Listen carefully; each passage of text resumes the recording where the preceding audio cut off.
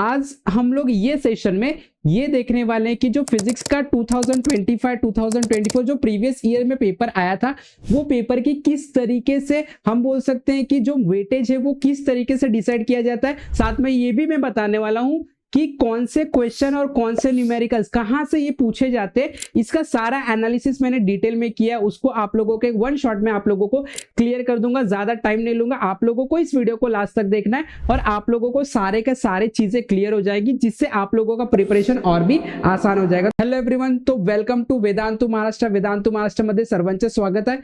आज हम लोग ये सेशन में ये देखने वाले हैं कि जो फिजिक्स का 2025-2024 जो प्रीवियस ईयर में पेपर आया था, वो पेपर की किस तरीके से हम बोल सकते हैं कि जो वेटेज है वो किस तरीके से डिसाइड किया जाता है। उसके अंदर के जो भी क्वेश्चंस है वो क्वेश्चंस कितने थियरी के क्वेश्चंस डाले जाते हैं, कितने न्यूमेरिकल्स डाले जाते हैं, तो सारे एनालिसिस में आपको आज देने वाला हूं, जिससे आपको क्लियर आइडिया आ जाएगा कि आप लोगों को किस तरीके से आप लोगों का जो स्टडी का प्रिपरेशन है, स्ट्रैटेजी है, रखना होगा। ठीक है, तो ये सेशन बहुत इंपॉर्टेंट है, जहां पे आप लोगों को क्लियर आइडिया मैं आप लोगों को देने वाले कि कोई भी पर्टिकुलर सेक्शन में कितने थियरी के क्वेश्चन और कितने न्यूमेरिकल्स के क्वेश्चन पूछे जाते हैं। साथ में ये भी मैं बताने वाला हूं कि कौन से क्वेश्चन और कौन से न्यूमेरिकल्स कहां से ये पूछे जाते हैं, इसका सारा एनालिसिस मैंने डिटेल में किया। उसको आप लोगों के वन शॉट में आप लोगों को क्लियर कर दूंगा, ज्यादा टाइम नहीं लूंगा। आप लोगों को इस वीडियो को लास्ट तक देखना है और आप लोगों को सारे के सारे चीजें क्लियर हो जाएगी, जिससे आप लोगों का प्रिपरेशन और भी आसान हो जाएगा। तो हम लोग आते हैं, समझते हैं इस चीज को, तो सब लोगों को रेडी हो जाना है। सो सबसे पहले नंबर 1, अगर मैं आप लोगों को बोलूं कि फिजिक्स का पेपर को अगर मैं डिकोड करूं, तो मेरे एक्सपीरियंस के, मेरे एनालिसिस से ये मेरे को क्लियर पता चला है, इतने सालों के जो पेपर आए हैं उसके अंदर सेक्शन ए की अगर मैं बात करूं तो सबसे पहले उसमें एमसीक्यू पूछा जाता है। तो ये जो एमसीक्यू पूछा जा रहा है, इसके अंदर 10 क्वेश्चन जो है, 1 मार्क्स के 1 क्वेश्चन, इसका हम लोगों के पास कोई भी आइडिया नहीं होगा कि एमसीक्यू कौन से पूछे जाएंगे। ये चैप्टर में से कोई भी कंसेप्चुअल क्वेश्चन पूछे जा सकते हैं, तो इसको तो फिलहाल हम लोग अभी साइड में रखते हैं। ठीक है, उसके बाद सेक्शन ए में जो क्वेश्चन नंबर 2 आता है, अगर मैं बोलूं question number 2, answer the following question,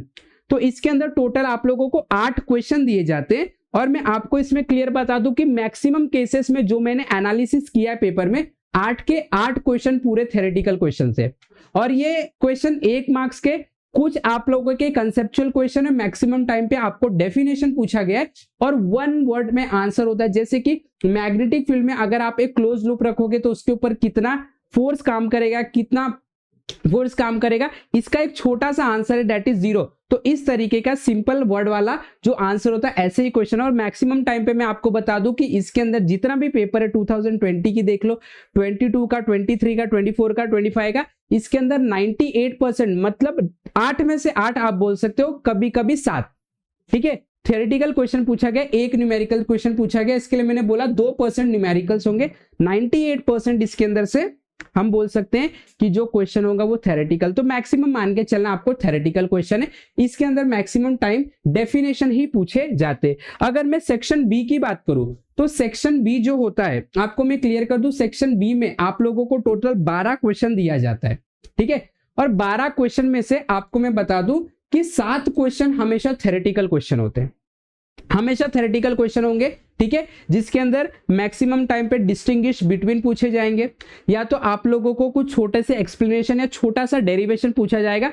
maximum time पे तो डिफरेंस बिटवीन और छोटा सा एक एक्सप्लेनेशन का जो पार्ट होता है वही पूछा गया है। और इसके अंदर कभी कभी ना के बराबर टाइम डेरिवेशन पूछा गया है। और उसके अंदर से 12 क्वेश्चन में से 5 क्वेश्चन हमेशा न्यूमेरिकल्स के बनते हैं, ये चीज आपको याद रखना है। यानी कि न्यूमेरिकल्स का वेटेज जो होता है सेक्शन बी में वो 41% होता है, 12 में से 5 क्वेश्चन हमेशा न्यूमेरिकल्स बनेंगे, जो कि टेक्स्ट बुक के अंदर जो सॉल्व हम लोगों को क्वेश्चन दिए जाते हैं वहीं से क्वेश्चन बनते हैं। तो आप लोगों को इसका टेंशन भी नहीं लेना है कि कौन से क्वेश्चन को प्रिपेयर करना है। टेक्स्ट बुक के अंदर जो लेसन्स के अंदर जो सॉल्व न्यूमेरिकल्स आपको दिए गए वही न्यूमेरिकल्स आपको प्रिपेयर करना है। और जो थियरी है, 7 क्वेश्चन जो थियरी आ रहे 12 में से, ये क्वेश्चन आप लोगों को, जो मैंने आप लोगों को इंपॉर्टेंट क्वेश्चन के नोट्स दिए वहां से पढ़ लेना, आपका काम आराम से हो जाएगा। उसके बाद अगर मैं सेक्शन सी की बात करूं, मेरे डिकोडिंग के हिसाब से जब मैंने डिकोड किया था तो वहां पे मेरे को क्लियर दिखा, सेक्शन सी में भी आप लोगों के 12 क्वेश्चन पूछे जाते हैं, जिसमें से आपको 8 ही क्वेश्चन करना है। बट 12 क्वेश्चन में से अगेन 7 क्वेश्चन जो होता है हमेशा थ्योरेटिकल क्वेश्चंस होते हैं और 5 क्वेश्चन हमेशा न्यूमेरिकल्स के क्वेश्चन बनते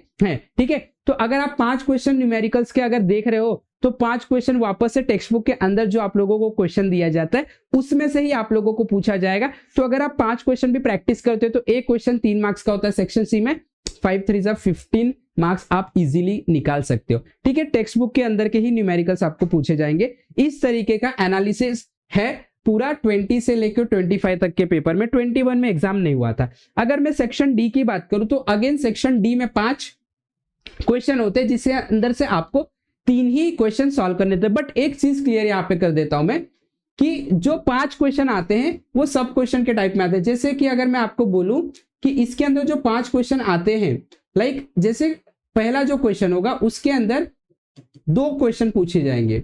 तो एक क्वेश्चन आपका थ्योरेटिकल होगा और एक न्यूमेरिकल्स। तो आपके जो 5 क्वेश्चन दिए जाएंगे, जैसे ये क्वेश्चन हो गया, ये सेकंड क्वेश्चन, थर्ड, फोर्थ और फिफ्थ, इसमें से 5 में आपको थियरी दिया जाएगा।